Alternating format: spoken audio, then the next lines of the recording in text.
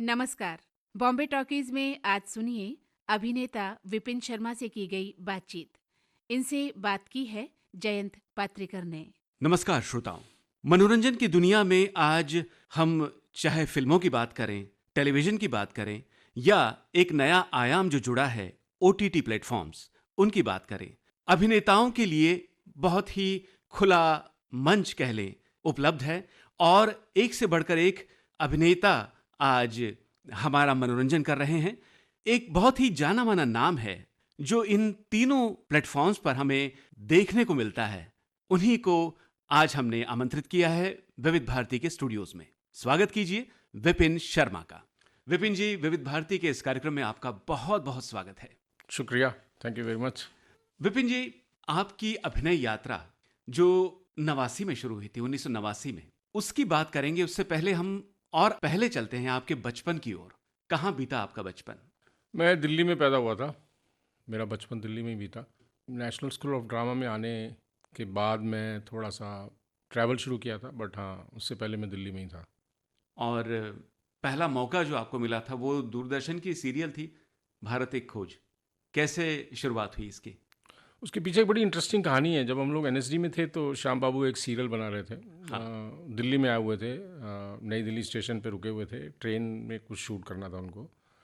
और हम लोग, शायद हमारा वेकेशन था या ऐसा कुछ टाइम था, तो हम लोगों ने, मुझे भी लगा कि हम भी जाते हैं, हमको भी कुछ रोल मिलेगा। तो मैं और मेरा एक एनएसडी का दूसरा दोस्त, हम लोग पहुंच गए वहाँ। और हमको श्याम बाबू से कोई नहीं मिलने दे रहा था, हमको पता ही नहीं लग रहा था। कोई बोलता था उस बोगी में है, कोई बोलता था उधर है। तो हम लोग काफ़ी देर परेशान होके मैंने पता किया श्याम बेनेगल कौन सी वाली बोगी में है।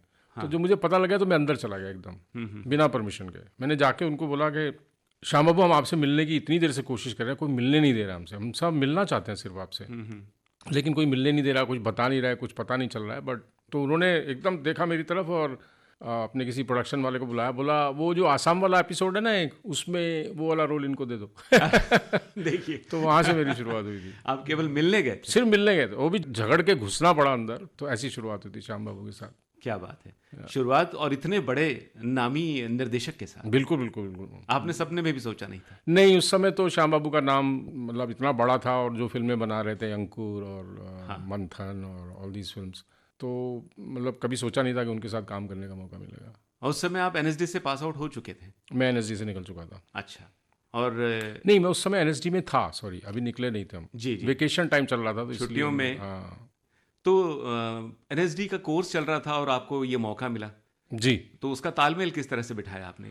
छुट्टियों का शायद टाइम था, तो हम लोग जाके करके आए थे, ऐसा शूटिंग कुछ था। करके। हाँ, मुझे याद नहीं है, काफ़ी पुरानी बात भी हो गई। हाँ। बट ऐसा ही कुछ था। उसमें एनएसडी के बहुत सारे लोग भी थे, काफ़ी सीनियर एक्टर भी थे हमारे। एक्टिंग आप कब से कर रहे हैं? मतलब आपको पहली बार कब ये महसूस हुआ कि मैं अभिनय करना चाहिए मुझे अभी भी याद है, हम जब दिल्ली में जब जहाँ रहते थे, तो वहाँ पे एक गाड़ी आया करती थी, वैन, और वो पीछे पर्दा लगा के फिल्में दिखाते थे। तो अच्छा। उसमें एक फिल्म थी जो फिल्म्स डिवीज़न की फिल्म थी, परिवार, छोटा परिवार, सुखी परिवार, परिवार इस तरह नियोजन का को लेकर। परिवार नियोजन को लेकर एक फिल्म थी। जी जी। और मुझे अभी भी याद है, उसमें एक आदमी है जो एक बैलगाड़ी में उसके बच्चे भरते जाते हैं, एंड में वो बैलगाड़ी उलट जाती है, ऐसा कुछ मैसेज अच्छा। था कि हाँ हाँ हाँ। वो फिल्म जब आया करती थी तो मुझे बड़ा इंटरेस्टिंग लगता था। अच्छा। फिर हमारे पास एक, जहाँ हम रहते थे, बहुत सारे सिंधीज लोग रहते थे वहाँ, तो झूलेलाल जी का मंदिर था वहाँ। तो उनके यहाँ एक एनुअली एक फिल्म दिखाई जाती थी जो झूलेलाल जी के बारे में थी। तो मुझे याद है हम लोग भीड़ में बैठ के वो फिल्में देखा करते थे। तो मुझे लगता है सबसे पहले शायद मेरे अंदर एक आया था कि मुझे एक्टिंग करनी है। सिनेमा का पर्दे का प्रभाव, मैं बहुत इम्प्रेस हुआ था कि ये तो कमाल की चीज़ है। वहाँ से मेरी शुरुआत हुई बेसिकली। मुझे लगा कि मुझे एक्टर बनना चाहिए। फिर पहली कोशिश कौन सी थी कि मंच पे जाने को मिले या किसी नाटक में काम करने का मौका मिले? उसके पीछे आपके रेडियो का बहुत बड़ा हाथ है। फौजी भाइयों के लिए एक प्रोग्राम आता है, जयमाला। जयमाला। ये लाजपत नगर, छोटी सी एक मार्केट है लाजपत नगर हाँ, 3 में, और मुझे अभी भी वो पतली सी गली याद है जिसमें दोनों तरफ शादियों का सामान बिकता है। वो गोल्डन को जो लगाते हैं दूल्हा दुल्हन, और गहने और मालाएं, सब गोल्डन गोल्डन रहता है उस छोटी सी सड़क में। उसकी अपनी एक खुशबू भी है उस गली की। मैं उस गली से गुजर रहा था तो संजीव कुमार जी का फौजी भाइयों के लिए प्रोग्राम चल रहा था। अच्छा। हाँ, उन्होंने बोला कि अगर फिल्मों में आना है तो नाटक करने चाहिए। ये मैं सुन के, उस समय मैं बहुत छोटा था उस समय, ये मैंने सुना तो मुझे लगा कि ये बात में कुछ बात तो है। तो वहाँ से फिर मैंने दिल्ली में थिएटर ढूंढना शुरू किया। धीरे धीरे मैं मंडी हाउस पहुँचा, जहाँ पे एनएसडी है, और वहाँ पे लोकल कुछ थिएटर ग्रुप्स होते थे। अच्छा, वहाँ से मैंने शुरुआत की। आपका मन बावरा हुआ था अभिनय के लिए, जी। और उसकी चाह को पूरा करने के लिए आगे अपने कदम कैसे बढ़ाया? मैंने दिल्ली में थिएटर किया कुछ समय। हाँ, और उस थिएटर ग्रुप का कोई नाम होगा, मतलब? नाम तो याद नहीं। एक्चुअली मैं बहुत गलत थिएटर ग्रुप में फंस गया था। अच्छा। एक पंजाबी डबल मीनिंग नाटक हुआ करते थे, ओहो हो। और मैं वहाँ पे काम करने लगा, टिकट्स वगैरह बेचना, ये सब। मतलब मैं वहाँ का छोटू था, चाय लाना ये सब करना, ये सब चलता था। अच्छा। और मुझे याद है एक बार, ये किस्सा बड़ा कमाल का किस्सा है मेरे लिए, मेरी ज़िंदगी में बहुत ही अहम किस्सा है ये। हम लोग, मैं संडे को शोज़ जो होते थे बहुत ज़्यादा पॉपुलर होते थे, बहुत लोग आते थे। जी। तो मैं एक संडे को ऐसे ही मेज़ पे अपनी टिकट्स बेच रहा था, और हमारे शो का नाम बहुत वल्गर नाम था, और मेरे बगल में एक सरदार जी थे, और वो भी वहीं पे एक शो कर रहे थे, दिल्ली में जो सप्रू हाउस है वहाँ पे। वो उनके शो का वो रिलीजियस प्ले था, कोई गुरु नानक देव जी को लेकर, ऐसा कुछ स्पिरिचुअल कुछ नाटक था वो। तो वो एक तरफ ये बुजुर्गवार सफ़ेद दाढ़ी में 70-75 साल की या 70 साल की उम्र, और मैं इधर एकदम नया नौजवान अपने वल्गर नाटक की टिकटें बेचने की कोशिश कर रहा था। उन्होंने मेरे को देखा, मुझे बोला तुमसे एक बात पूछूं? मैंने कहा हाँ। बोला ये जो तुम नाटक की टिकट बेच रहे हो, तुम अपने घर वालों को दिखाओगे ये? तो मैंने बोला, मुझे बहुत शर्म आई। मैंने सोचा, फिर मैंने वहाँ से छोड़ दिया। फिर मैं हिंदी थिएटर करने लगा। फिर मुझे नेशनल स्कूल ऑफ ड्रामा के बारे में पता लगा, और उसमें भी रेडियो का बहुत बड़ा हाथ है कि मुझे नेशनल स्कूल ऑफ ड्रामा का पता कैसे लगा। तो रेडियो शायद मेरे लिए मेरी ज़िंदगी में एक अहम भूमिका निभाता चला आया। पहली बार जब मेरे को ये सब लगा कि नाटक, तो मैं रेडियो नाटक बहुत सुना करता था, रेडियो बहुत सुना करते थे। विविध भारती सुनते थे, अपना अमीन सयानी जी का प्रोग्राम जी।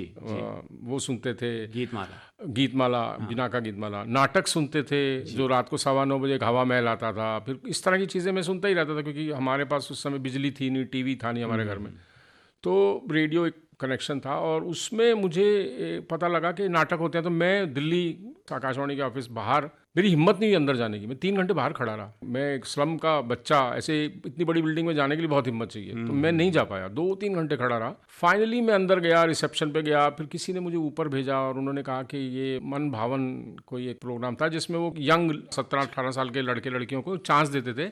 युववाणी का प्रोग्राम था कि आप अपने 7 गाने लेकर आओ और उन गानों को बजाओ, बस उसमें यही था, एक शेर सुनाओ और एक गाना चलेगा। अच्छा। तो मैंने 5-6 शेर बनाए और गाना, तो मैंने वो किया। वहाँ पे मुझे एनएसडी के एक सीनियर थे, वो मुझे मिले वहाँ, वो फर्स्ट ईयर में थे वहाँ उस समय। तो उन्होंने मुझे बोला कि अरे तुम एनएसडी क्यों नहीं आते हो? तो मैंने कहा मुझे तो पता ही नहीं है।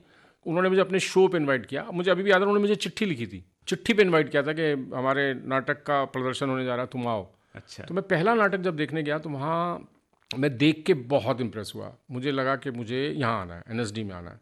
और मैंने फिर थोड़ी सी तैयारी शुरू करी, और वहाँ पे हिंदी नाटकों में काम करना शुरू किया। 1 आधा साल थोड़ा एक्सपीरियंस गेन करके मैंने एनएसडी में एडमिशन के लिए अप्लाई किया। 10 से 15 नाटकों का अनुभव? वो नहीं, वो झूठ बोला था मैंने। अच्छा। 10-15 तो नहीं थे। अच्छा। एक ही था, पर लिख दिए। पढ़ते तो थे ही, नाटकों के बारे में पता भी था, तो लिख दिए कि ये नाटक हमने भी किया। मन में तो किया ही हुआ था, बिल्कुल झूठ भी नहीं था एक तरह से। अच्छा। मैंने एडमिशन के लिए अप्लाई किया, और लकीली मैं एनएसडी में मेरा एडमिशन हो गया। वहाँ से फिर शुरुआत हुई। और एनएसडी तो खैर राष्ट्रीय नाट्य विद्यालय, एक से बढ़कर एक सिखाने वाले, बिल्कुल, और एक से बढ़कर एक आपके सीनियर्स। हाँ, आज जो नामी अभिनेता अभिनेत्री हैं। जी, बिल्कुल, लंबी लिस्ट है। वहाँ का अनुभव तो बयान नहीं कर सकते, क्योंकि वहाँ बिताए हुए 3 साल आपकी ज़िंदगी के सबसे अहम 3 साल हो जाते हैं। क्योंकि वहाँ की जो आपकी दोस्ती होती है, आप जो एक्सपीरियंस गेन करते हो लोगों के सामने जाके अभिनय का, वो अनमैचेबल है। उसका कोई बयान करना बड़ा मुश्किल है, क्योंकि वो 3 साल आप रात दिन आप हॉस्टल में रहते हो, आप नाटक करते हो, आप लाइब्रेरी में घुसे रहते हो, आप पूरी ज़िंदगी आपकी जो है वो एक तरह से एक प्ले में बदल जाती है। आप एक अच्छे खासे प्ले का हिस्सा बन जाते हो एक तरह से। वहीं पे फिर इरफान से मुलाकात हुई, वहीं तिग्मांशु धूलिया से मुलाकात हुई, वीरेंद्र सक्सेना मेरे बहुत अच्छे दोस्त हैं, उनसे मुलाकात हुई, संजय मिश्रा, विनीत, पीयूष मिश्रा, बहुत लोग हैं, लंबी लिस्ट है। आपके इस अभिनय यात्रा में कौन कौन साथ थे आपके राष्ट्रीय नाट्य विद्यालय के बाद? राष्ट्रीय नाट्य विद्यालय के बाद मैंने 1 साल थिएटर किया भोपाल में एक रंगमंडल था। मैं वहाँ था, और वहाँ पे 1 साल काम करने के बाद मुझे लगा कि मेरा एक नेचर था ट्रैवलिंग का। मुझे घूमना बहुत पसंद है, आज भी बहुत पसंद है। तो मैं भोपाल से मुझे लगा कि ये जगह मेरे लिए नहीं है, मैं एक जगह रह नहीं सकता। तो उस चक्कर में भी मैंने घूमना शुरू किया। मैं फिर बॉम्बे आया, श्याम बाबू ने एक सीरियल में कुछ कास्ट किया था, वो थोड़ा बहुत शूट हुआ।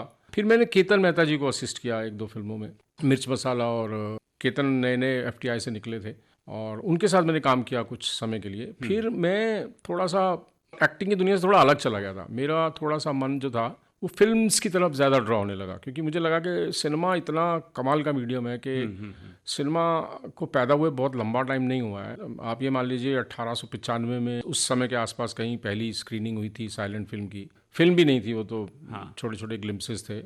वहाँ से लेकर अब तक अगर आप सिनेमा की हिस्ट्री देखेंगे तो सिनेमा सबसे ज़्यादा प्रभावशाली मीडियम रहा है अब तक का, सबसे ज़्यादा। हर दुनिया में पहुँचा है, हर कोने में पहुँचा है, हर सब्जेक्ट पे फिल्म बनी है, हर मुद्दे पे फिल्म बनी है, हर सोशल इश्यूज़ पे फिल्म बनाई है। हर तरह से सिनेमा हमारे ज़िंदगी का हिस्सा बन चुका है। तो मैं थोड़ा सा फिर सिनेमा की तरफ अट्रैक्ट हो गया था, उस तरफ चला गया मैं। अच्छा, 2007 में एक फिल्म आई थी तारे ज़मीं पर, और इस फिल्म ने आपको एक नई पहचान दी। बिल्कुल।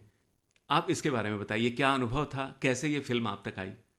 ये मेरे लिए तो सबसे अहम फिल्म है मेरे करियर की। चाहूँ तो भी नहीं भूल पाऊँगा इस फिल्म को।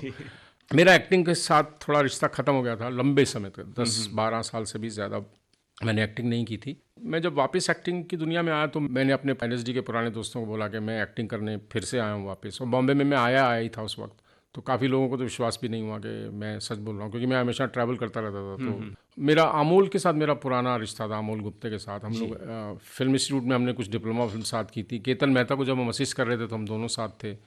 राज जोशी एक और एक्टर हैं, उनके साथ भी मुझे पता लगा कि अमोल गुप्ते एक फिल्म बना रहे हैं आमिर के साथ। पहले तो मुझे विश्वास नहीं हुआ, क्योंकि आमिर उस समय लगान शायद आ चुकी थी और काफ़ी वो था, तो मुझे लगा कि कौन सी फिल्म है ये। तो मैं अमोल से मिला, ऑफिस गया, बातचीत हुई, उसने मेरा छोटा सा वीडियो बनाया, बात आई गई हो गई। फिर उसने मुझे बताया कि ऐसे ऐसे बच्चों की एक फिल्म है, आमिर प्रोड्यूस कर रहे हैं, वो डायरेक्ट करेंगे।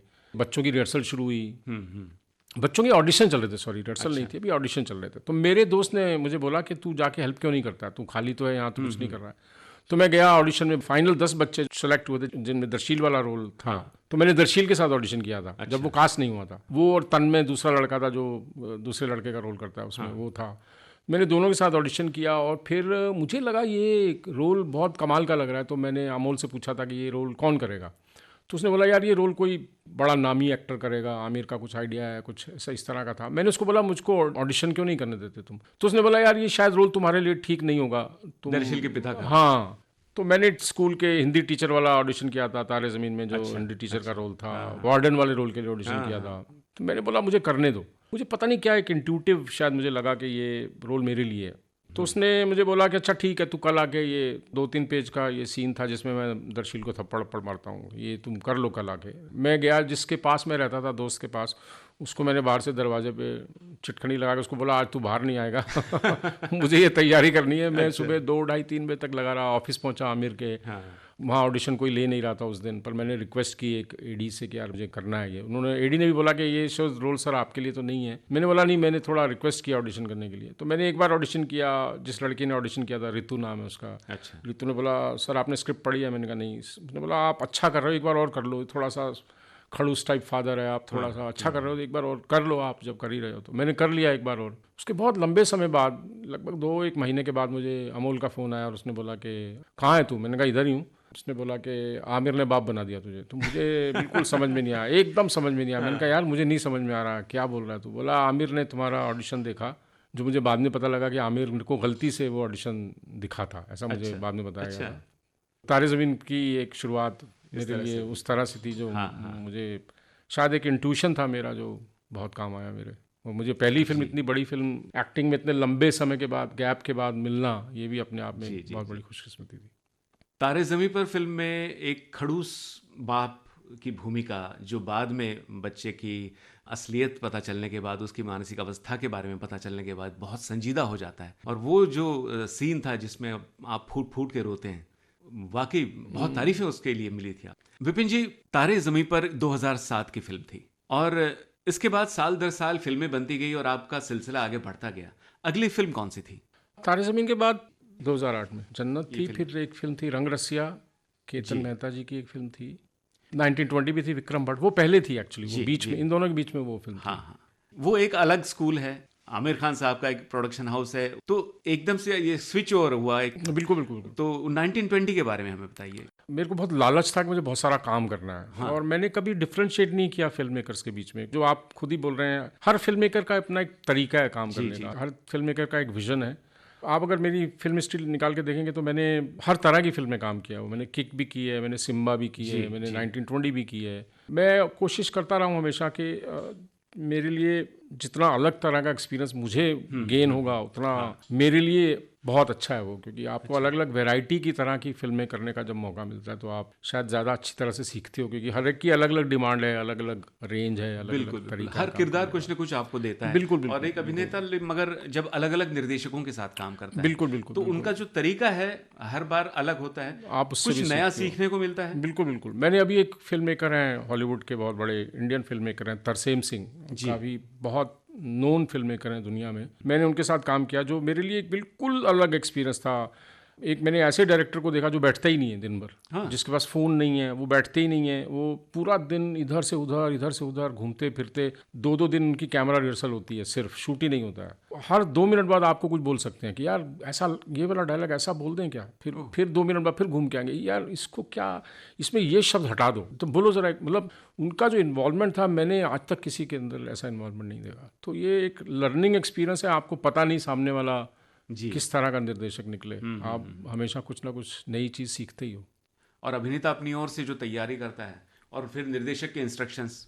ज़्यादातर अच्छे निर्देशकों की पहचान इस तरह से आप कर सकते हैं, अगर जानना चाहें इस बात को, तो ज़्यादातर अच्छे निर्देशक कोलैबोरेट करते हैं आपके साथ। उनका ये नहीं रहता कि मुझे यही करना है, यही चाहिए। वो रिजिडिटी अच्छे निर्देशकों में नहीं होती है, उनका कोलैबोरेटिव नेचर होता है कि आप जो करना चाहते हैं उसको आपको एक फ्रीडम मिलता है। आपको स्क्रिप्ट के बाद बातें होती हैं, थोड़ी सी एनालिसिस होता है, वो सब होता है, लेकिन it's more of a collaboration. Good film making is more of a collaboration than one sided point of view. क्या बात। यस, मैं हूँ झुमझुम झुमझुम झुमरू फक्कड़ बन के घूमने का आपका स्वभाव रहा है आपका। बिल्कुल। और ये फक्कड़पना कहीं किसी रोल में आपको निभाने को मिला?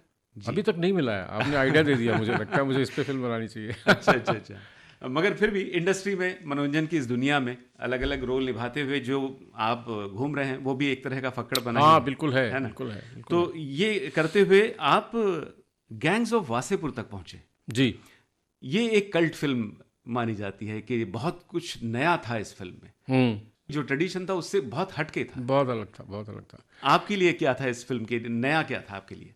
जब 15 साल मैंने एक्टिंग नहीं की, उसका एक कारण था, मैं अपनी तरह का सिनेमा ढूंढ रहा था। मैं अनफिट समझता था अपने आप को फिल्म इंडस्ट्री में। मुझे लगता था कि ये मैं एक्टर नहीं हूँ, मेरे से नहीं होगा। एक दौर था जिस समय बहुत गंदी फिल्में भी बन रही थी, बहुत ही ज़्यादा गाने और माइंडलेस सिनेमा बहुत ज़बरदस्त था। अभी भी बनता है। चूँकि मैं पहले ही छोड़ के गया था, इसीलिए छोड़ के गया तो मुझे वो काम नहीं करना है, तो मुझे दोबारा से वही काम नहीं करना है। इसलिए तारे ज़मीन के आसपास जब मैं वापस आया तो मेरे पास एक लिस्ट थी फिल्म मेकर्स की। उसमें अनुराग कश्यप, सुधीर मिश्रा, राहुल ढोलकिया, इस तरह के काफ़ी नाम थे।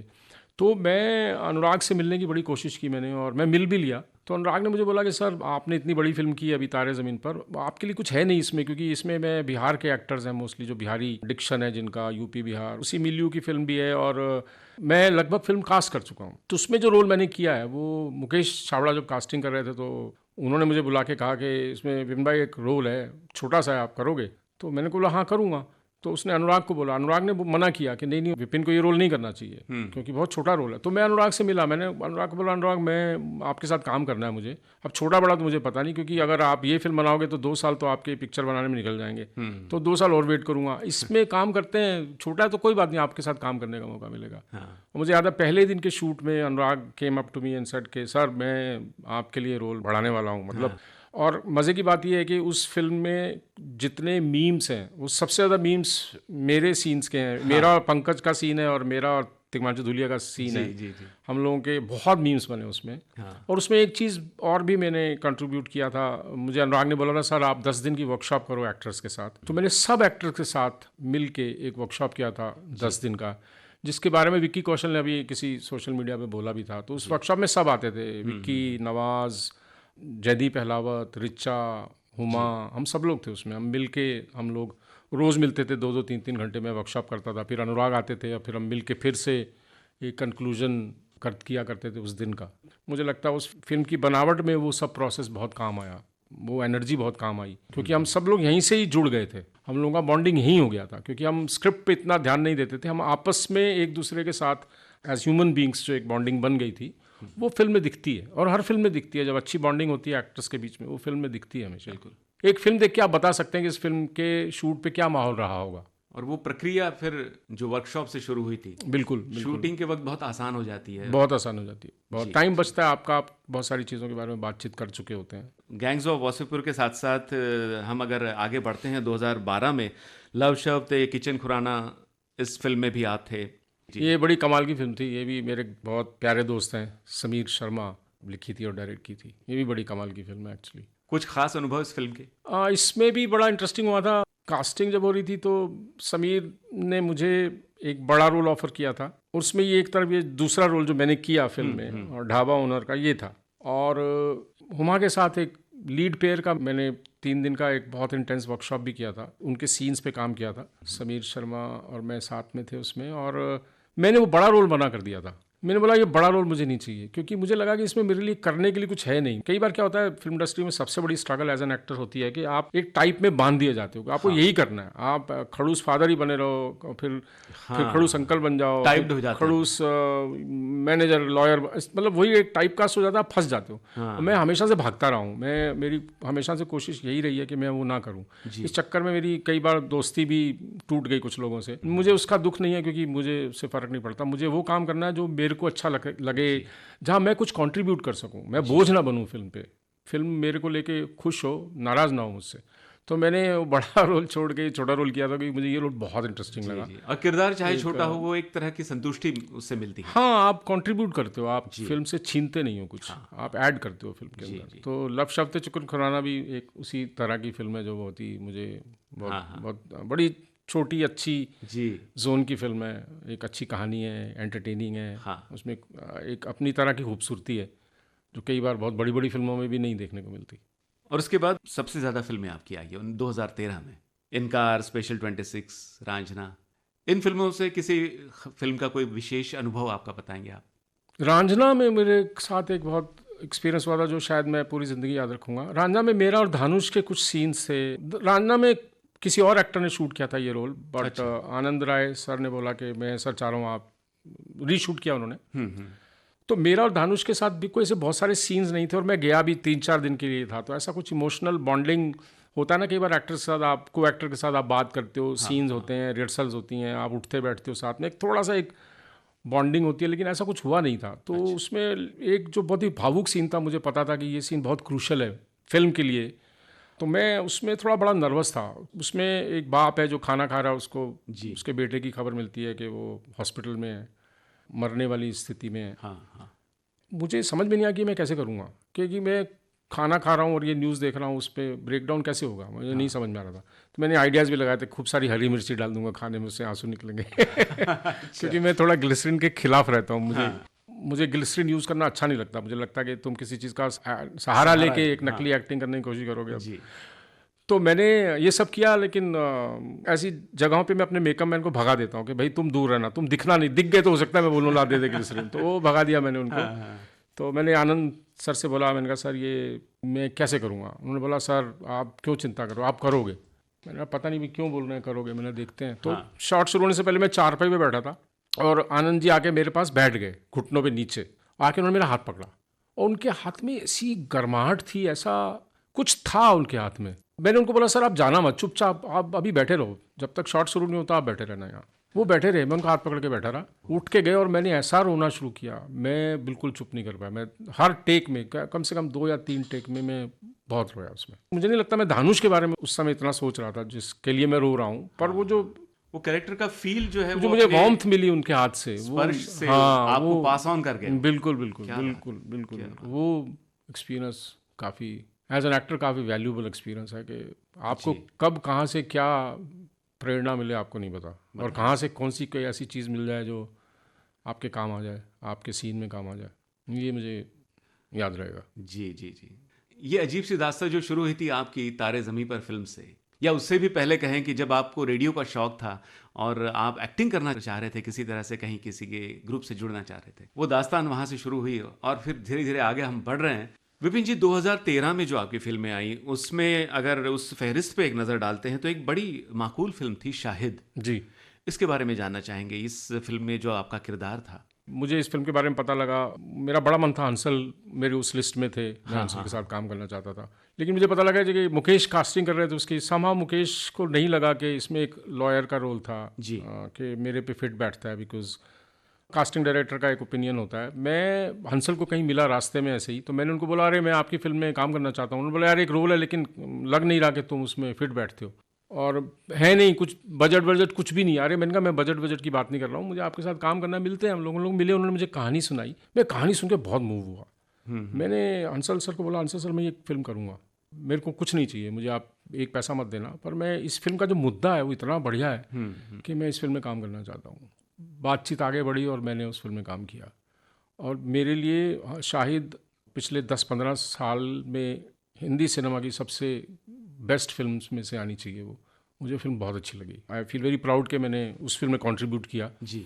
मैंने उस फिल्म में काम किया और उसमें ज़्यादा सीन्स थे नहीं, बट अच्छा लगा था जब बाकी फिल्म देख के निकलने के बाद कई लोगों ने मुझे उस फिल्म के लिए बोला था कि उन्हें बहुत अच्छे लगे मेरे सीन। 2 ही सीन थे शायद मेरे उसमें, बहुत अच्छा लगा मुझे। और शाहिद के साथ साथ एक और फिल्म का जिक्र यहाँ करना चाहेंगे विपिन जी, रमन राघव 2.0 जो फिल्म थी। फिर से वही किस्सा हुआ, मैं अनुराग के पीछे पड़ा रहा। अनुराग अच्छा, मुझे अच्छा। तुम्हारे साथ काम करना है, मुझे तुम्हारे साथ काम हाँ, करना है। हाँ। अनुराग शायद परेशान हो गया था, मुझे लगता है बहुत दुखी कर दिया मैंने उसको क्योंकि कभी क्या होता है कि आप एक्टर हो, आपको किसी फिल्म मेकर के साथ काम करना है, तो आप कोशिश करते हो कि उनके साथ एक कांटेक्ट बना रहे, आप मिलने की कोशिश करते हो। किसी और को कास्ट किया हुआ था इस रोल के लिए, तो मैंने अनुराग को मैसेज किया, अनुराग मुझे बताना please if there is anything I can do. तो अनुराग का मुझे कॉल आया, बोला सर आप बहुत ज़िद्दी हो, आप छोड़ोगे नहीं मुझे। मैंने कहा नहीं छोड़ूंगा तो बोला कि अच्छा ये रोल है, इसमें 2 ही सीन है, बोलना मत कुछ आप। मैंने नहीं, कुछ नहीं बोलूँगा। और मैं वो सीन करने के लिए गया और दोनों सीन्स बहुत अच्छे हुए, फिल्म बन गई। अनुराग ने मुझे बोला सर मैं आपको फिल्म दिखाना चाहता हूँ। मैंने फिल्म देखी, मैं फिल्म देख के मैं एकदम, मुझे लगा कि कमाल की फिल्म है वो। मैंने अनुराग को बोला भी, तो अनुराग ने मुझे फिर बाद में बोला, हम लोग गोवा फेस्टिवल में मिले थे उसके बाद, बोला सर फिल्म की लेंथ थोड़ी लंबी हो गई है और सब लोग बोल रहे हैं आपका सीन काट दो, आपका सीन काट दो, पर मैं नहीं काटूंगा आपका scene. And I think Anurag was the only one जिसने मुझे स्पेशल अपीयरेंस का टाइटल दिया शुरू में, क्योंकि आपकी प्रेजेंस फिल्म में बहुत इंपॉर्टेंट और बहुत अच्छी है। वाह वाह, तो वो भी एक याद क्या बात। रहने वाली जी। फिल्म रह जाएगी मेरे लिए। आप एक एडिटर के रूप में भी जाने जाते हैं और फिल्म मेकर भी आपको कहा जा रहा है, तो एक अलग थॉट प्रोसेस अभिनेता की भी होती है। जी। तो आप अभिनय करते समय वो भी सोचते हैं कि नहीं, मैं नहीं सोचता हूँ। थोड़ा सा एहसास रहता है कि ये वाला शॉट एडिट में बैठेगा, एडिटर ये वाला देखेगा तो शायद हाँ। ये यहाँ से होगा, पर वो सोच के आप एक्टिंग नहीं कर सकते। नहीं कर तो सकते। मैं सोचता नहीं उसके बारे में। मेरे को बस ऐसा लगता है कभी कभी कि हाँ पिछले शॉट में अगर ऐसा हुआ था और बाकी लोगों के शॉट मैंने अगर देखे हुए हैं तो मेरे दिमाग में आ जाता है कि हो सकता है ऐसा एडिट में हो। तो मैं अपनी तरफ से कोशिश करता हूँ ऐसा कुछ करने की जो एडिटर के लिए भी हेल्पफुल रहे और मेरे लिए भी कैरेक्टर के हिसाब से भी उस सीन में रहे। तो ऐसी कोशिश करता हूँ, लेकिन उस पर बहुत ज़्यादा ध्यान जाता नहीं मेरा। कई बार तो बिल्कुल ही नहीं जाता है। कभी कभी एहसास होता है कि एडिट कैसे होगा ये सीन। जी, अभिनेता किरदार की तैयारी करता है, अगर वो अभिनेता निर्देशक भी हो तो उसका भी एक नजरिया होता है, तो निर्देशक के साथ कैसे, कभी अपनी तरफ से आप कोई सुझाव देते हैं? मैं बिल्कुल देता हूँ, अगर मुझे लगे कुछ ऐड होगा फिल्म में, या मुझे ऐसा लगता है कि ऐसा होना चाहिए, या डायरेक्टर की नजर से छूट गया हो कुछ, या छूट गया हो, बिल्कुल ऐसा भी होता ऐसा क्वाइट पॉसिबल। मगर कुछ डायरेक्टर्स होते हैं जो बात मानते नहीं है।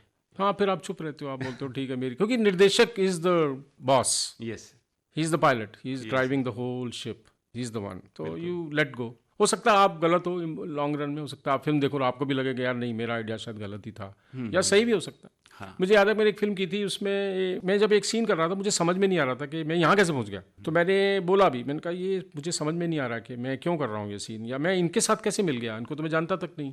तो मुझे बताया गया नहीं ऐसा कुछ नहीं है, ऐसा कुछ बोला गया नहीं है। तो मैंने फिर बहस नहीं की उसके बाद।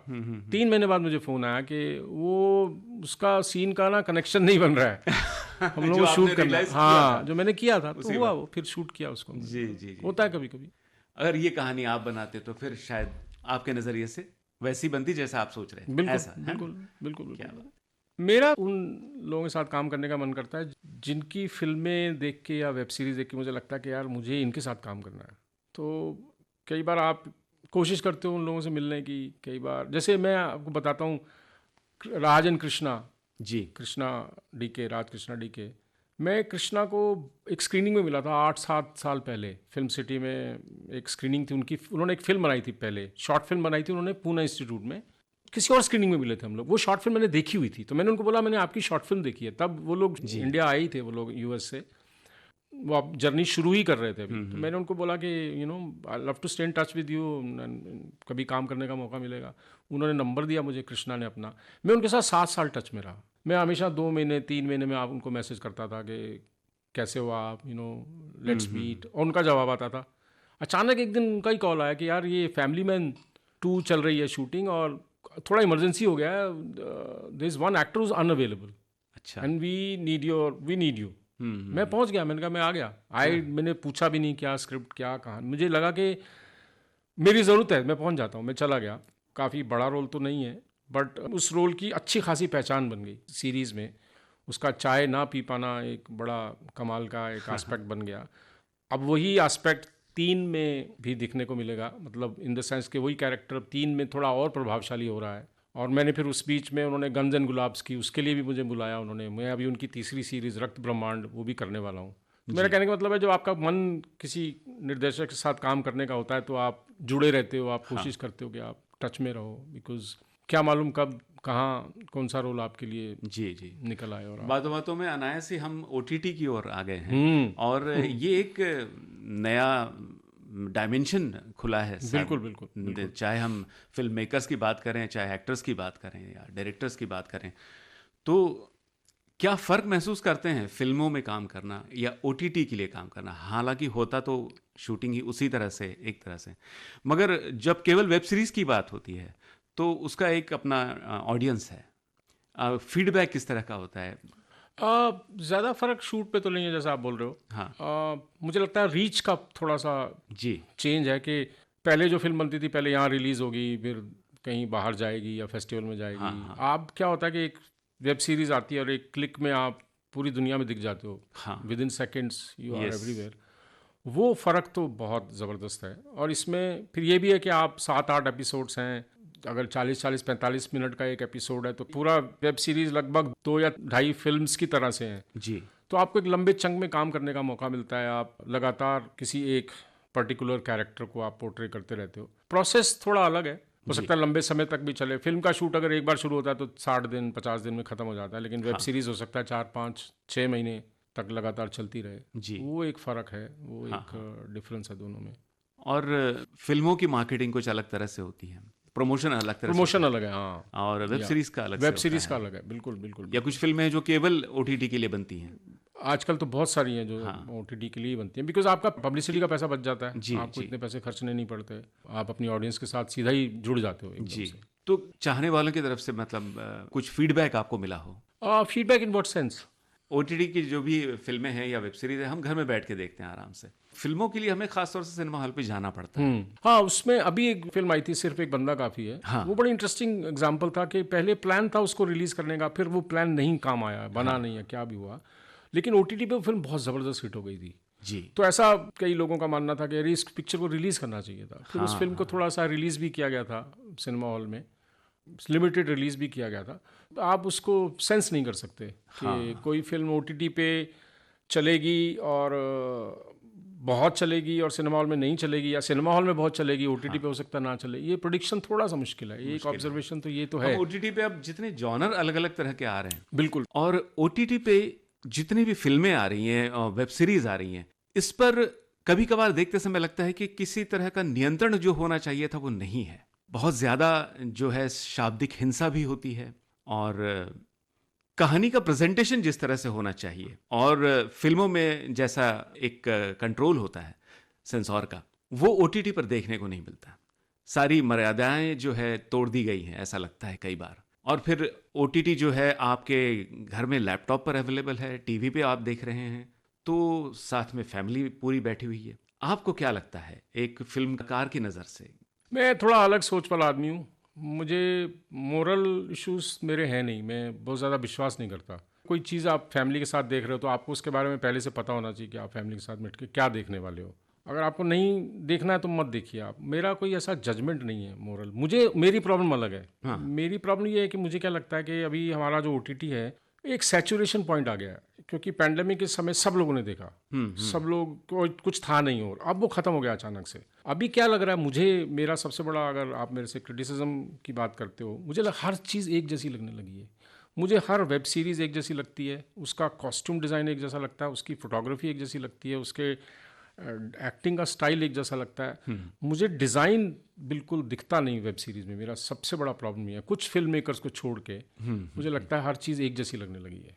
और उसका कारण शायद यही है कि चूंकि इतनी ऑडियंस बढ़ गई, इतना स्कोप बढ़ गया कि जल्दी जल्दी में जब आप चीज़ें बनाने लगते हो ना, जी, एक फैक्ट्री मेड हाँ, सब चीज़ें ऐसे मार्केट में एक जैसी लगने लगी हैं। जी, वो मुझे वहाँ सबसे ज़्यादा प्रॉब्लम होती है। बाकी सेंसरशिप, मर्यादा, ये तो बहुत ही पर्सनल इश्यूज हैं। आई मीन एनिमल पे बहुत चर्चे हुए, कुछ लोगों ने बहुत अच्छा कहा, कुछ लोगों ने बहुत बुराई की। मैंने देखी नहीं फिल्म, और मैंने शुरू में ही तय कर लिया था कि मैं नहीं देखूंगा, मुझे नहीं देखनी है फिल्म। अच्छा, बस उसका फ्रीडम है, जिसने बनाई है अब उसने बनाई है। मेरे पास बोलने के लिए ज़्यादा है नहीं वहाँ कुछ। मैं मानता हूँ कि आप अपने हिसाब से, आपकी अपनी एक सेंसरशिप होती है, आप उसको रखो, आप उसका ध्यान रखो। आप मगर संवेदनशीलता ना हो तो फिर वो कलाकार कैसा? नहीं, कलाकार इसमें तो फिर अभिनेता भी है। संवेदनशीलता फिर तो बड़ी वो है ना, रिलेटिव है। कुछ लोग बिल्कुल संवेदनहीन है। अब जो लोगों को मारते हैं सड़कों पे जी, किसी भी कारण से, उनको सपोर्ट भी मिलता है, तो आप कौन सी संवेदनशीलता को बोलेंगे कि ये वाली ठीक है और ये वाली गलत है?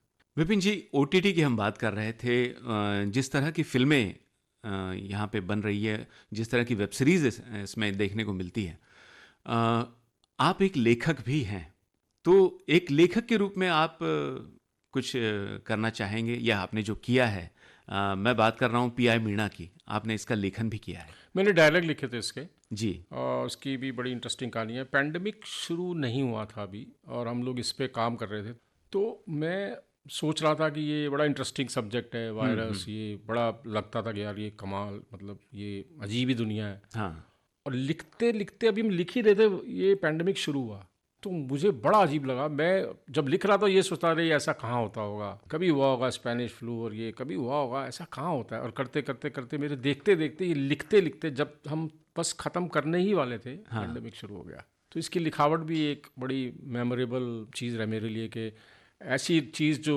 लगता था कि कभी हो ही नहीं सकती, जो हम पन्ने पे फिक्शन की तरह से लिख रहे थे, सडनली रियल हो गई। बहुत ही स्केरी था वो। तो उसी दौरान लिखा गया था ये। इसके अलावा मैंने एक फ़िलॉसफी है अद्वैतवाद, जिस पे मैं काफ़ी विश्वास करता हूँ। जी, अद्वैतवाद का रिलीजन से कोई लेना देना नहीं। अद्वैतवाद बेसिकली ये बात बोलता है कि हम सब एक हैं, एसेंस में हम सब एक हैं। मैं एक्टर हूँ ये दुनिया के लिए, पर इनसाइड एज एन एसेंस में कुछ और हूँ। उसी तरह से हर एक का जो आइडेंटिटी हम लोग बनाते हैं, कि डॉक्टर हो या इंजीनियर हो या जो भी हो आप, वो आइडेंटिटीज़ का मतलब कुछ भी नहीं है एक्चुअली। जी, वो आइडेंटिटीज तो हमने ओढ़ रखी है, हमने अपने लिए, हम लोग उनको यूज़ करते हैं, but inside, in a sense, all nature, all human beings are same. अद्वैतवाद, नॉन डुअलिज्म की जो फिलॉसफी है, तो मैंने इसी के आधार पे एक स्क्रिप्ट लिखी है, अच्छा, सिराना नाम से, जिसे मैं बनाना चाहता हूँ। तो मैं भी कोशिश कर रहा हूँ आजकल के, अगर मुझे कहीं से फंडिंग मिले तो मैं उसको बनाऊँगा। और एक आइडेंटिटी हमारी जो हम बना के रखते हैं, जो सच्ची नहीं होती है एक तरह से, सच्ची होती है बट एक तरह से नहीं होती है, because in essence human beings are something else. अच्छा, तो उसको मैंने एक एक्टर के पॉइंट ऑफ व्यू से देखा है, कि कैसे एक आदमी है जो एक्टर नहीं है, वो अपने आप को एक्टर मानता है। अच्छा, तो वो अद्वैतवाद की फिलॉसफी को मैंने उसके ऊपर थोड़ा मैप किया है, कि जैसे हम मानते हैं कि हम ये हैं, पर असल में हम हैं नहीं। वाह, तो उस पर एक मेरी एक स्क्रिप्ट काफ़ी इंटरेस्टिंग लग रहा है। काफ़ी दोस्तों ने काफ़ी सराहा है, और मैं कोशिश कर रहा हूँ कि ये फिल्म बन जाएगी तो अच्छा रहेगा। जी, जी। लेखक कुछ लिखने से पहले बहुत कुछ पढ़ता है, तो वो जो प्रोसेस है, बहुत पढ़ने के बाद, बहुत सुनने के बाद, बहुत कुछ अनुभव करने के बाद वो हाथ में कलम उठाता है। जहाँ तक एक्चुअली लेखक की बात आती है, मैं अपने आप को लेखक नहीं मानता हूँ, क्योंकि मेरे में वो लेखकों वाला डिसिप्लिन नहीं है। मतलब जैसे बोला जाता है, बोला क्या जाता है, बहुत सारे मेरे जो दोस्त हैं, जो स्क्रिप्ट राइटर्स हैं, जी, उनका एक डिसिप्लिन है, कॉफ़ी शॉप में जाके बैठते हैं, लिखते हैं। मेरा दोस्त दीपक किंगरानी, जिसने सिर्फ एक बंदा लिखी, और भी बहुत सारी फिल्में और सीरीज़ लिख रहा है इस समय, वो दिन में कम से कम 3 या 4 कॉफ़ी शॉप में जाके बैठ के लिखता है। ये डिसिप्लिन है। जी, जी, वो सुबह एक कॉफ़ी शॉप में जाता है, जब वो भरने लगता है, वहाँ से निकल के वो कोई गली में कहीं दूर कहीं किसी और हाँ, एरिया में जाके कॉफ़ी शॉप खाली ढूंढता है जगह जहाँ पे। खाली होता है उस हाँ वक्त। हाँ हाँ हाँ। तो जब मैं उसको कॉल करता हूँ वो किसी ना किसी कॉफ़ी शॉप में ही होता है वो। अच्छा। मेरे में वो डिसिप्लिन नहीं है। मुझे कोई अगर आइडिया क्लिक करता है तो मैं उसके बारे में सोचने लगता हूँ, फिर मैं उसको धीरे धीरे देखता। अगर बहुत आइडिया अगर ऐसा है मुझे लगता है कि नहीं ये लिखना चाहिए मुझे, फिर मैं थोड़ा थोड़ा उसको लिखना शुरू करता हूँ, जी। फिर मैं उसको थोड़ा थोड़ा बिल्ड करना शुरू करता हूँ। मेरा लेखक का थोड़ा सा राइटिंग के साथ उस तरह का रिश्ता है, बहुत ज़्यादा डिसिप्लिन वाला नहीं है कि सुबह उठ के ही लिखना है। और आप जिस डिसिप्लिन की बात कर रहे हैं वो तो बाहर की है डिसिप्लिन। जी एक अंदर जो एक प्रोसेस हाँ, चलती उसके है। लिए आप काफ़ी, आपका जितना ऑब्जर्वेशन है जी। सब ऑब्जर्वेशन है, जितना आपका ऑब्जर्वेशन अलग अलग दुनिया में जाएगा, जितना आपका ऑब्जर्वेशन अलग अलग, आप अलग अलग तरह की फिल्में देखोगे, अलग अलग तरह का लिटरेचर पढ़ोगे। जैसे मैं किसी भी देश के किसी भी कोने में अगर मैं जाता हूँ हाँ। तो मेरा सबसे पहला काम होता है मैं वहाँ उस शहर के म्यूजियम्स देखने जाता हूँ। सबसे पहले मैं जाता हूँ आर्ट्स एग्जीबिशन देखने के लिए, मैं जाता हूँ फोटोग्राफी एग्जीबिशन देखने के लिए। मैं पिछले 4 महीने में 3 महीने में मैं करीब 13 शहरों में गया हूँ अच्छा। दुनिया के। और मैं हर जगह पे मेरे वो जो स्टेप काउंट होते हैं ऐप पे, 20,000 30,000 स्टेप्स रोज़ के हैं। अच्छा। क्योंकि मैं मुझसे रुका नहीं जाता, मैं बिल्कुल एकदम हर गैलरी छान मारता हूँ मैं। तो उससे एक्सपीरियंस होता है आपको, एक कुछ चीज़ें आपके जहन में सबकॉन्शियस में चली जाती हैं जो आपको शायद लगता है कि काम आए या ना आए, किसको पता। तो ये सब चीज़ें मुझे लगता है बहुत ज़रूरी हैं। मतलब इन सब चीज़ों से बहुत हेल्प मिलती है क्योंकि आपका वर्ल्ड का पर्सपेक्टिव बढ़ता है आपका, एक आप अलग अलग दुनिया देखते हो। हाँ। वो मुझे वैसे भी लगता है कि as human beings also travelling मुझे लगता है बहुत ज़रूरी चीज़ है, क्योंकि जब आप एक ख़ास जगह पे रहते हो आप हर चीज़ को उस जगह की नज़रिए से देखते हो। जी। जैसे ही आप वहाँ से उठ के किसी दूसरे देश में जाते हो तो आपका पर्सपेक्टिव बदल जाता है। आपको लगता है कि अरे यहाँ के लोग ऐसा करते हैं, यहाँ का ये रिचुअल है, या यहाँ के लोगों की ये अच्छाई है। हाँ। वो सब आप फिर सीखते हो, वो सब आप लेके आते हो वहाँ से। जिंदगी से कोई शिकायत रही है आपको? बहुत सारी है। जो बता सकते हैं बताइए। उस पर 2-3 शोज करने पड़ेंगे। मगर शिकायत की वजह तो होती होगी। शिकायत तो हमेशा यही रहती है कि काश कैसे करके मेरे पास 4-5 करोड़ आ जाए, मैं 2-3 फिल्में बना लूँ जो अच्छा, तो वो शिकायत है मेरी। क्योंकि बहुत सी आइडियाज दबी पड़ी हैं अंदर, हाँ, और उन्हें फिल्म के फॉर्म में निकालना है। शिकायत यही होती है जनरल लाइफ जी, में। जी। जो करना था वो कर नहीं पाए। हम इस गीत से पहले बात कर रहे थे विदेशों की, विदेशी फिल्मों का अनुभव। बहुत सी फिल्में आपने देखी है, बहुत से डायरेक्टर्स के बारे में आप पढ़ते रहे हैं। उनका अगर हम अपनी भारत की जो फिल्म सिस्टम है उससे कुछ कंपैरिजन किया जाए, तुलना की जाए एक तरह से, क्या आप फ़र्क महसूस करते हैं? मुझे बड़ा इट्स वेरी रिवॉर्डिंग कि आप बाहर की फिल्में देखते हो, आप एक दूसरा नज़रिया देखते हो, आप एक दूसरी विजुअल वोकेबलरी देखते हो। जी। हमारी ओवरऑल एक्टिंग थोड़ी सी लार्जर देन लाइफ है हमारे पूरे देश में। जी। बाहर के मुल्कों की एक्टिंग थोड़ी सी नहीं, काफ़ी सटल है, सटल काफ़ी होती है। जी। इनर है, काफ़ी फेल्ट है, थोड़ा सा एक रियलिज्म या जी। नेचुरलिज्म या जो भी बोलें आप उसको। हमारे यहाँ यथार्थवाद एक पैरेलल सिनेमा के तौर पे हाँ काफ़ी हाँ, उस एग्जैक्टली। लेकिन फिर भी हम, मुझे लगता है हम अभी एक्टिंग का जहाँ तक बात आती है एक्टिंग की, अभी विदेशों में, वेस्ट में, इवन आप चाइनीज़ फिल्म देखो, आप कोरियन फिल्म देखो, आप इवन पाकिस्तानी प्लेज हमारे यहाँ इतने पॉपुलर क्यों हुए? इसीलिए हुए कि वो वहाँ की एक्टिंग और हमारी एक्टिंग में बहुत फ़र्क है। हमारा थोड़ा सा मामला, हम लोग थोड़े लाउड वाले वो हैं। विदेशों की फिल्में देखो, मैंने अभी एक फ़िल्म देखी, क्रिस्टोफर नोलन जैसे फिल्म मेकर हैं जो हिंदुस्तान में बहुत फेमस हैं इस तरह। फिल्म मेकर्स देखिए, वुडी एलन देखिए, वेस्ट के, जो एक कमाल की फिल्में बनाई उन्होंने। रॉबर्ट डिनीरो जैसे एक्टर, डस्टिन हॉफमैन जैसे एक्टर, जी। जिन्होंने अभी ओपनहाइमर बनाई ये फिल्म, उसमें जो एक्टर हैं चिलियन मर्फी। आप जब ये सारी परफॉर्मेंसेज देखते हो तो आपको नया आइडिया मिलता है कि राइटिंग ऐसी भी हो सकती है, एक्टिंग ऐसी भी हो सकती है। जी। तो एक ग्रोथ के लिए, फिल्म मेकर के ग्रोथ के लिए, भले ही आप एक्टर हो, मुझे लगता है कि ये सब चीज़ें, इन सब चीज़ों को देखना, इन सब चीज़ों को जज्ब करना बहुत ज़रूरी है, बिकॉज आप बहुत कुछ सीखते हो बाहर की दुनिया से। आप जिन दिनों राष्ट्रीय नाट्य विद्यालय में पढ़ते थे, वहाँ भी कई फिल्मों के बारे में पढ़ाया जाता है कि पैरेलल सिनेमा ख़ास तौर से, या FTI में जैसे कोर्सेज होते हैं उसमें भी ये यथार्थवादी फिल्में भारत की और विदेशियों की फिल्में, जिनका आप जिक्र अभी कर रहे थे, जिन डायरेक्टर्स का, इनकी फिल्में देखने के बाद में फिर आपको लगता था कि ये एक रोल था जो मुझे करना चाहिए था, या क्या मुझे कभी करने को मिलेगा ऐसा कोई रोल? हमारे यहाँ प्रोसेस नहीं है वो वाला। अच्छा। उस तरह की फिल्में हमारे यहाँ बनने का प्रोसेस नहीं है, हम बहुत जल्दी में काम करते हैं। हाँ। वो प्रोसेस में टाइम लगता है। जैसे अगर मान लीजिए वहाँ एक स्क्रिप्ट लिखने में 1 साल लगेगा, तो आप अंदाज़ा लगा सकते हैं कि बाकी चीज़ों करने में कितना टाइम लगता है। हमारे यहाँ जल्दी 2-3 महीने में एक स्क्रिप्ट बन जाती है हाँ, ज़्यादातर। तो इतना टाइम नहीं होता कि आप उतनी डिटेल में जाएं। फ़र्क सिर्फ डिटेल में जाने का और कुछ नहीं है। फ़र्क सिर्फ टाइम लगाने का और कुछ भी नहीं है। उतना गहराई में जा नहीं पाते हम। नहीं जा पाते हम। आपकी जो योजनाएं हैं कि मुझे अगर मौका मिला, अभी आप कह रहे थे कि मुझे कहीं से मिल जाए 8-10 करोड़, तो सारी आइडियाज़ अपनी उंडेल दूँ फिल्मों में। मैं अभी शायद बोल रहा हूँ, नहीं कर पाऊंगा शायद। हाँ। क्योंकि सिस्टम वही है, आप उस सिस्टम से बाहर जाके कुछ कर नहीं सकते। तो मान लीजिए फॉर एग्जांपल अगर मैं भी चाहूँ किसी एक्टर को बोलूँ यार 6 महीने इस पे जम के डिटेल में जाते हैं, तो मुझे लगता है मुश्किल होगा। बात सिर्फ मेरी नहीं है, बात एक पूरे स्ट्रक्चर की है, जी, जिसको बदलने के लिए थोड़ा सा मुश्किल है। आपके मन के आंगन में फूल किस की वजह से खिले हैं? ये कोई मेरे कहानी मन- भी हो सकती है, मेरे- कोई किरदार भी हो सकता मेरे है। मन के आंगन के फूल जब मैं किसी म्यूजियम में कोई पेंटिंग देखता हूँ, मेरे होश उड़ जाते हैं। या क्या मैं कोई बात ऐसी फिल्म देखता हूँ, जैसे क्या मैंने बात। अभी पिछले हफ्ते में 2 कमाल की फिल्में देखी हैं। एक है जग्गी, पंजाबी फिल्म है। हाँ अनमोल करके एक नए फिल्म मेकर हैं पंजाब के, उन्होंने बनाई है, बहुत कमाल की फिल्म है। जी, और एक मैंने अभी जॉयलैंड देखी, जो पाकिस्तानी फिल्म है, हाँ बहुत ही कमाल की फिल्म है। ये 2 फिल्में देख के तो अभी मतलब मुझे लग रहा है कि मैं काफ़ी इंस्पायर हूँ पिछले एक जी, हफ्ते जी। से। मूवी करके एक ऐप है। हाँ। मूवी का ऐप जो है एक तरह का फिल्म स्कूल है। जी, आपको पूरी दुनिया के हर बड़े बड़े से मेरा मतलब है important film makers, non film maker जो इंटरनेशनल रेप्यूट के फिल्म मेकर हैं, उनकी सबकी फिल्में आपको वहाँ मिलेंगी। जी। तो मैं ज़्यादातर उसी पे रहता हूँ, मैं ज़्यादातर उसी पे फिल्में देखता हूँ।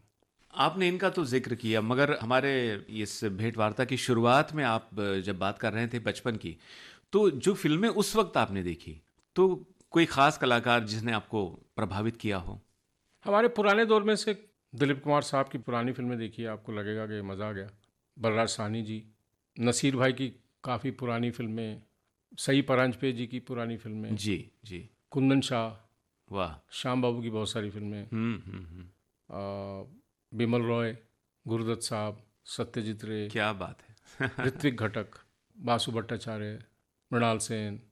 तो कमाल की फिल्म मेकर्स हमारे पूरी कंट्री में रहे हैं। जॉन अब्राहम करके एक बहुत कमाल के फिल्म मेकर थे मलयाली सिनेमा में, अरविंदम, अडूर गोपाल कृष्णन। हाँ, और आज के दौर के भी बहुत से कमाल के फिल्म मेकर, नए फिल्म मेकर आ रहे हैं जो बहुत कमाल कमाल की फिल्में बना रहे हैं। रीजनल सिनेमा में काफ़ी कमाल की फिल्में बना रहे आपने हैं। इतने जो नाम लिए, इसमें अभिनेताओं के नाम कम और निर्देशकों के नाम ज्यादा आप गिना रहे हैं। हाँ, तो क्योंकि वो नाम याद नहीं रहते। अब हाँ, मुझे नहीं, कुल मिला के आप पूरी फिल्म से प्रभावित हुए हैं। बिल्कुल बिल्कुल इनकी फिल्मों से आप प्रभावित हुए बिल्कुल, हैं। क्योंकि फिल्म मेकर्स ऐसे हैं जो आपको एक पूरी फिल्म में आपको एक पूरी दुनिया का नज़ारा दिखाते कुछ हैं। एक नाम आपने दक्षिण भारतीय फिल्म मेकर्स के हाँ, लिए हैं, बिल्कुल। तो हिंदी के अलावा और किन भाषाओं में आपने काम किया? मैंने काम तो नहीं किया, मैं पढ़ के डायलॉग नहीं बोल सकता, मुझे बहुत दिक्कत होती है उसमें। मैं चाहता हूँ कि अगर मैं लैंग्वेज सीख के कर पाऊँ तो बहुत बढ़िया है। अच्छा। मैंने बंगाली में एक जी बांग्ला के लिए मैंने एक फिल्म की थी, सत्यमेव जयते। तो मैंने बड़ी कोशिश की बंगाली सीखने की उसके लिए, और बोली भी मैंने।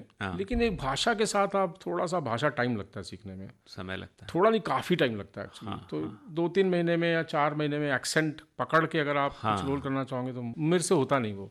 मैं थोड़ा उसमें वीक भी हूँ, मैं नहीं कर पाता। उतना परफेक्शन फिर उसमें हाँ, आ नहीं, पाता। मुझे लगता है कि लैंग्वेज जब तक आप अच्छी तरह से ना। मराठी में बहुत अच्छी फिल्में बनती हैं, बड़ा मन है मराठी सीख के फिल्म करूँ, लेकिन मुझे मालूम है कि अगर ऐसा कोई मौका मिलेगा भी तो मुझे काफ़ी टाइम लगेगा। नहीं तो जल्दी जल्दी में वो आप एक्सेंट पकड़ सकते हो, पर एक लैंग्वेज की अपनी एक नुआंस होता है जो बिल्कुल बोलने वो वालों। भाव आना चाहिए। हाँ, बिल्कुल बिल्कुल। यस। विपिन जी, आपको जिंदगी कभी पहेली लगी है कभी किसी पल? कभी क्या, जिंदगी वैसी पहेली है, आप हमेशा कोशिश ही करते रहते हो बुझाने की, हाँ तो सारी ज़िंदगी लग जाती है उसमें, ऐसा लगता है मुझे। आपको समझ में नहीं आता कि आप, एक स्ट्रगल तो रहती है हमेशा जी। लाइफ में, अपने आप को मीनिंग देने की, अपने आप को रेलेवेंट रखने की, अपने आप को आसपास के माहौल में इस्टेब्लिश करने की, जी। अच्छा बनने की, अपनी बुराइयों से लड़ने की। ये सारी पहेलियाँ ही हैं एक्चुअली, जो हम कोशिश करते रहते हैं कि सुलझती रहें। जी। कोई इंस्टीट्यूशन कोई भी हो, चाहे एनएसडी हो या एफटीआई, यहाँ पे अभिनेताओं को योग भी सिखाया जाता है। हाँ, हमारी योगा की क्लास होती थी सुबह। तो मेडिटेशन करना और ये सब। नहीं, आई विश मेडिटेशन है नहीं, मतलब आई विश मेडिटेशन पूरे हिंदुस्तान में ज़्यादा नहीं तो कम से कम 5वीं क्लास से शुरू हो जाना चाहिए। मेडिटेशन एक ऐसी चीज़ है जो बहुत सारी चीज़ों का समाधान है। जी। सबसे बड़ा तो उसका फिजिकल बेनिफिट ही इतना ज़बरदस्त है, अगर आप उसके स्पिरिचुअल एस्पेक्ट की तरफ ना भी जाएं, कि आपकी ब्रीदिंग को जो स्लो करता है मेडिटेशन, वो आपकी बॉडी के लिए बहुत कमाल की चीज़ है। बाकी सब चीज़ों को भी अगर आप छोड़ दें, जी। आपके पूरे सिस्टम के लिए बहुत कमाल की चीज़ है। और फिर उसमें अगर आप ब्रीदिंग के साथ साथ फिर आप धीरे धीरे अगर उस मेडिटेशन की तरफ जाएं, रिजल्ट्स तो बहुत कमाल के हैं। अब तो हमारे पास रिसर्च बेस्ड एविडेंस भी है कि मेडिटेशन करने से हमारी बॉडी में कहाँ क्या होता है। जी। और मोस्ट हेल्दी है, मोस्ट स्पिरिचुअल है। आप पूरी दुनिया को, हमारी दुनिया की सबसे बड़ी प्रॉब्लम क्या है इस समय? हेटरेट। हम लोग एक नफरत के दौर से गुजर रहा है, पूरा दुनिया, जी। पूरे विश्व इस समय एक नफरत के दौर से गुजर रहा है। तुम्हारे भगवान से बड़ा भगवान मेरा, तुमसे मेरा ये अच्छा, हम लोग कंपैरिजन में एक दूसरे को मार रहे हैं। ये सब चीज़ें रहेंगी ही नहीं अगर मेडिटेशन हम लोग बचपन से करेंगे तो। क्योंकि आपकी एकाग्रता आपको इतना अंदर ले जाती है कि आप दुनिया से कनेक्ट करते हो। हम दुनिया से इसलिए कनेक्ट नहीं हो पाते कि हम सारी चीज़ों को अपने से बाहर देख रहे हैं। जी। तो जब हम बाहर देख रहे हैं तो बाहर बाहर तो सब बाहर ही दिख रहा है ना, तो बाहर का तो रियल है ही नहीं। जो रियल है वो तो अंदर है। अंदर तो है, जितना इसलिए आप अंदर जाएंगे, अंदर पूरी झांकेंगे दुनिया जितना अंदर झांकेगी, जी। उतनी दुनिया बेहतर होती जाएगी। काश ऐसा हो जाए। जी। जी। और थियरी भी है, एक्टर प्रिपेयर्स, इसलिए पूछ रहा हूँ कि आपने अद्वैतवाद की भी बात की थी। तो एक्टर जब अपने आप को तैयार करता है, रोल चाहे जो भी हो, तो शुरुआत उसकी अगर मेडिटेशन से हो, तो इस बारे में आप क्या कहना चाहेंगे? क्योंकि ये सिखाया जाता है नाट्य विद्यालयों में मतलब या- उतना डायरेक्ट कनेक्शन तो नहीं बना सकते आप, जी। पर बेनिफिट तो है ही। अगर आप हर किरदार को उस नज़र से देखेंगे कि ये भी इंसान, भगवान या खुदा का बनाया हुआ शख्स है, इंसान है, तो बात तो वहीं ख़त्म हो जाएगी। जी। मेडिटेशन वहाँ से शुरू हो जाएगी फिर, कि हम सब एक हैं। हाँ, हाँ। मुंबई शहर में भारत के कोने कोने से जवान आते हैं, यूथ यहाँ अग्रसर होता है इस शहर की ओर, हमेशा कुछ करने के लिए, कुछ नया करने के लिए, कुछ अपने आप को साबित करने के लिए। मगर वो उसमें से मनोरंजन की दुनिया में बहुत से लोग आना चाहते हैं। अपने अनुभवों से क्या उन्हें बताना चाहेंगे? मुझे लगता है ज़्यादातर लोग, शायद बहुत से लोग अभी भी एक फॉर्मल ट्रेनिंग का मतलब अभी भी नहीं जान पाए हैं। लोगों को ज़्यादातर लगता है कि जल्दी से 2 महीने में कुछ एक वर्कशॉप कर लें, और हाँ। राइटिंग की वर्कशॉप कर लें 1 हफ्ते की, 2 हफ्ते की, 1 महीने की, एक्टिंग की 1-2-2-3 की वर्कशॉप 10 दिन 15 दिन की कर लेते हैं तो कुछ हो जाएगा। वहाँ पे मुझे लगता है ज़्यादातर नुकसान, जो लोग आने के बाद थोड़ा भटक जाते हैं। बहुत सारे लोग आते हैं लेकिन उसमें कुछ चंद लोग ही आगे बढ़ पाते हैं। हाँ। तो वो शायद उसमें चंद लोगों की संख्या और बढ़ेगी अगर लोग ये रियलाइज़ करेंगे ट्रेनिंग का एक पर्पस है, ट्रेनिंग की एक अहमियत है। एक बार अपने आप को देख लेंगे। सिस्टमेटिकली हाँ। आप किसी चीज़ को जब पढ़ते हो, आप समझते हो, उससे बहुत फ़र्क पड़ता है। ट्रेनिंग का बहुत फ़र्क पड़ता है। आप भले ही एनएसडी ना जाओ, भले ही एफटीआई ना जाओ, पर एक थिएटर ग्रुप के साथ अगर आप जम के 2 साल 3 साल काम कर लोगे तो आपकी ट्रेनिंग वही है। मनोज बाजपेयी एनएसडी जाने के लिए 3 बार ट्राई किया, नहीं हुआ एडमिशन, लेकिन उसने हिम्मत नहीं हारी, वो थिएटर करता रहा, जम के थिएटर किया, और आज वो मनोज बाजपेयी है। बिल्कुल, बिल्कुल। अपने समकालीन कलाकारों के बारे में? सबसे ज़्यादा मिस करता हूँ मैं इरफान को, बहुत ज़्यादा मिस करता जी, हूँ। जी, जी, जी। मैं रोने लगता हूँ उसकी बात करते करते। तो मैं, मेरा बहुत करीबी दोस्तों में था और बहुत ही इंस्पायरिंग इंसान था। उसकी एक्टिंग के कायल तो हम सब हैं। जब उसकी डेथ हुई थी, मैंने ऐसे ऐसे लोगों के मेरे को मैसेज आते थे जो बोलते थे हम कभी मिले नहीं, लेकिन हम इतना परेशान हैं, इतना रो रहे हैं हम लोग, इतना दुखी हैं। मेरे लिए सबसे बड़ा, आसपास के माहौल में जब मैं देखता हूँ तो मैं बड़ा खुशकिस्मत हूँ कि मैं उसको बहुत पर्सनली जानता था। पान सिंह तोमर में साथ काम किया। हाँ। और हम लोग काफ़ी करीब दोस्त। मुझे आज भी उसके बहुत सपने आते हैं। वो हर 2 हफ्ते में, 1 हफ्ते में उसका एक सपना मुझे आता ही आता है। उसको नहीं भूल पाऊंगा मैं। जी। विपिन शर्मा के फ्यूचर प्लान्स क्या है? मेरा फ्यूचर प्लान यही है कि मैं चाहता हूँ कि अपनी फिल्म सिराना को बनाना। मेरी एक और स्क्रिप्ट है, उस पर मैं काम कर रहा हूँ। 1-2 शॉर्ट फिल्म्स हैं जो काफ़ी डिस्टर्बिंग रियल इंसिडेंट्स पे बेस्ड हैं जी। मैं वो भी बनाने की कोशिश कर रहा हूँ। मैं कोशिश कर रहा हूँ अपने आप को जितना प्रोडक्टिव, जितना बिजी रख पाऊँ। जी। और मैं नए फिल्म मेकर्स को बहुत सपोर्ट करता हूँ। मैंने काफ़ी सारी शॉर्ट फिल्म्स की हैं मैंने, और मैं प्रोड्यूस भी करता हूँ उनको। नए टैलेंट को मैं कई बार नए लोगों जो आते हैं मैं उनसे पूछता भी नहीं हूँ कि उन्होंने पहले क्या काम किया है। मैं देखता भी नहीं। अच्छा। मुझे अगर लगता है कि राइटिंग में कुछ बहुत दम है तो मैं बहुत सपोर्ट बस कहानी में दम है तो मुझे अगर स्क्रिप्ट का आइडिया और स्क्रिप्ट अच्छी लगे तो मैं करता हूँ उसको। थोड़ा इनकरेज मिलता है नए लोगों को भी, और वो अपनी जिम्मेवारी भी बन जाती है एक समय के बाद कि आप एक पोजीशन पे आ गए हो तो why not help people. Vipin ji, अपने व्यस्त कार्यक्रम में, अपनी व्यस्त दिनचर्या में से आप समय निकाल कर आज यहाँ आए, और विविध भारती की ओर से, विविध भारती परिवार की ओर से हम बहुत बहुत शुक्रिया अदा करते हैं आपका इस बातचीत के लिए। कैसा लगा आपको यहाँ आकर? मेरी बातचीत में आपको पता लगा होगा कि रेडियो के साथ मेरा कितना पुराना संबंध है। जी। मैं रेडियो से बहुत पुराने समय से बहुत अंदरूनी तौर से जुड़ा रहा हूँ। तो मुझे बड़ा अच्छा लग रहा है कि इतने सालों के बाद जिस विविध भारती की बिल्डिंग में घुसने में मुझे 3 घंटे लगे थे, मैं यहाँ आज इनवाइटेड था और आपके साथ फिर से जुड़ने का आपको फिर मौका से जोड़ने का मौका मिला। तो बहुत बहुत शुक्रिया आपका। बहुत बहुत धन्यवाद। बॉम्बे टॉकीज में आप सुन रहे थे अभिनेता विपिन शर्मा से जयंत पात्रिकर की बातचीत। जाने से पहले आपको बता दें, इस कार्यक्रम की रिकॉर्डिंग इंजीनियर थी भावना सिंदल और विविध भारती की ओर से इस कार्यक्रम की प्रस्तुतकर्ता तेजश्री कांबले। और अब दीजिए इजाजत। नमस्कार।